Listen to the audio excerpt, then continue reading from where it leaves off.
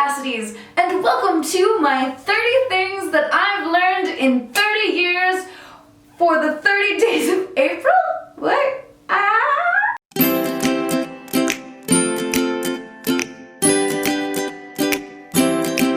On April 21st, I will be turning 30 years old. So basically, I'm going to be sharing with you either something I know how to do, something I've learned in a life lesson, once a day, over each day of the month of April. Now, before we get started, there's a term I really need to share with you, just in case you don't already know, and that's the term serious pie. Serious pie refers to those moments, stories, and subjects that, while I may throw in a joke here and there, may have the possibility of bringing down the mood. I'm telling you this now so that you'll be prepared.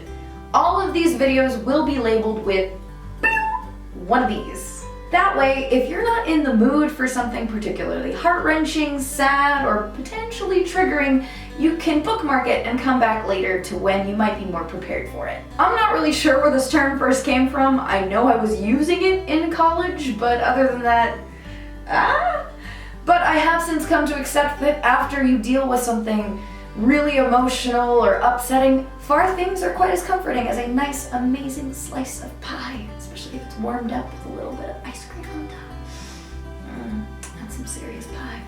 You could also actually think of it as serious pie, considering these events in our lives are not just a strange constant, but despite the fact that they never really repeat exactly, there are elements of them that seem to be continuously cropping up endlessly.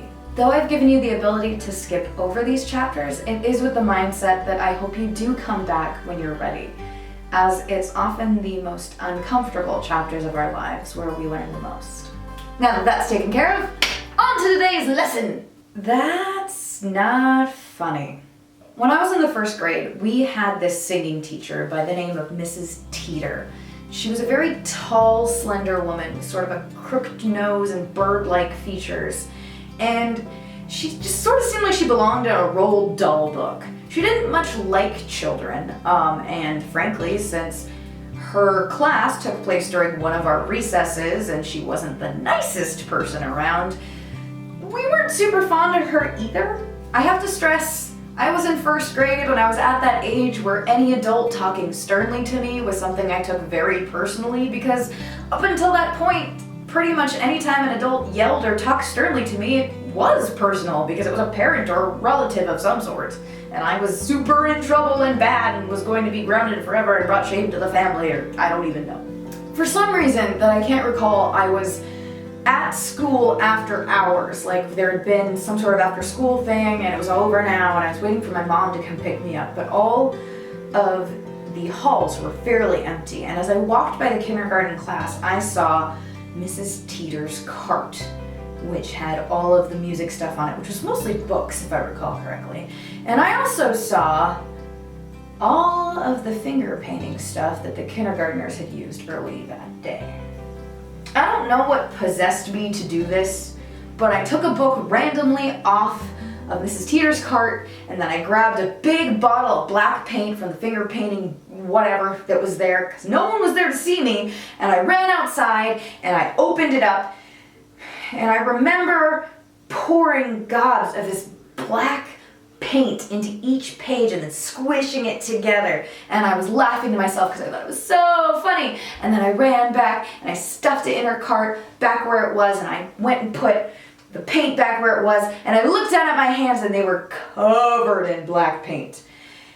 And then I ran to the bathroom and I tried to scrub it off my hands desperately in a very Lady Macbeth out damn spot sort of moment before my mom came and picked me up and was like, "Why the heck do you have black paint all over your hands?"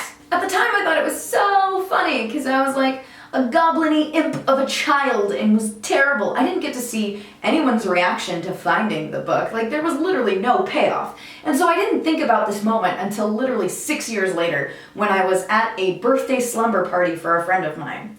Now, this is one of those weird parties where like you mixed classes, sort of, in that way of I was the one weird girl in an entire party of populars. Funny story, did not go great for me, so I decided to go to bed early. Big mistake! Holy crap, 6th grade girls can be the meanest motherfuckers you have ever met. I remember falling asleep on this little chaise lounge sort of thing, which apparently one of the other girls had claimed, but unbeknownst to me.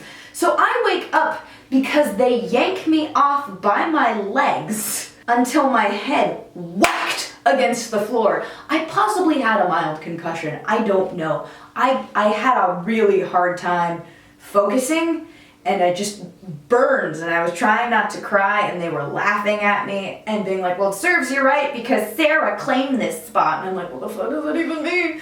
I didn't have that word in 6th grade, but you know, that was the sentiment. And so essentially, I like crawl into a corner with my sleeping bag being like, oh, my head is killing me. If I go to sleep, it will feel better when I wake up, right? That's how headaches usually work. I should not have been allowed to go to sleep, but it's okay. I'm alive. I'm here. No coma happened. Yes. And I remember hearing I needed to learn to take a joke. That phrase would haunt me for years.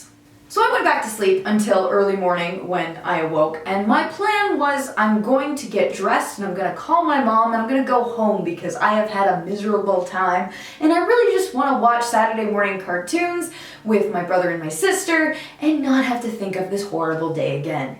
This was the worst time I have ever spent over at a slumber party. It was just awful. So I wake up and I'm stumbling to the bathroom and I do this.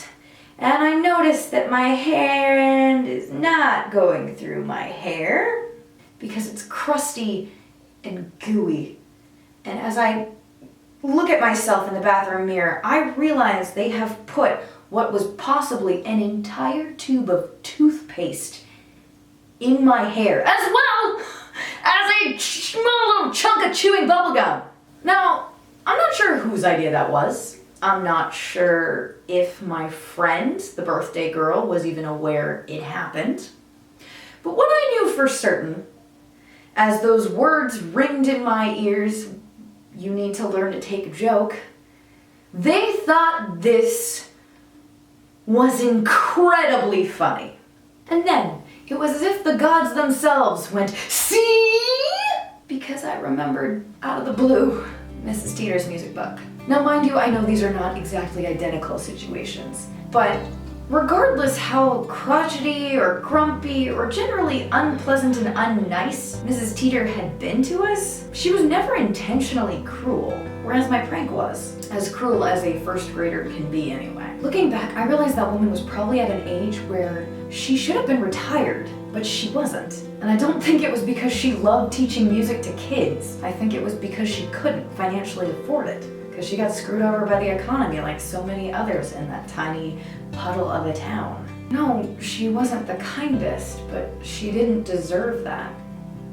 And it wasn't funny. My first of 30 lessons is that a prank should never be used to hurt somebody. It's not funny, and it makes you a bully no matter what size or age you are. I think about that stupid thing I did probably way more than I should, considering I was in first grade when I did it. However, I also now donate to charities like the NAM Foundation so that, you know, other impish, unseelie children don't possibly hinder music educators or other children trying to learn from them.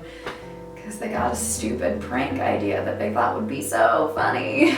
So if there's one thing I can leave you with today, it's always punch up, not down. Don't be a bully. Don't prank with the intent to harm someone. And of course, stay curious. Don't forget to like and subscribe and share, and I will see you guys tomorrow. We have this crazy thing going on today. I was just walking by and all these DJs and producers are set up all around the city. I just walked by and I said, what's happening, guys? And they told me they were making music. Is the way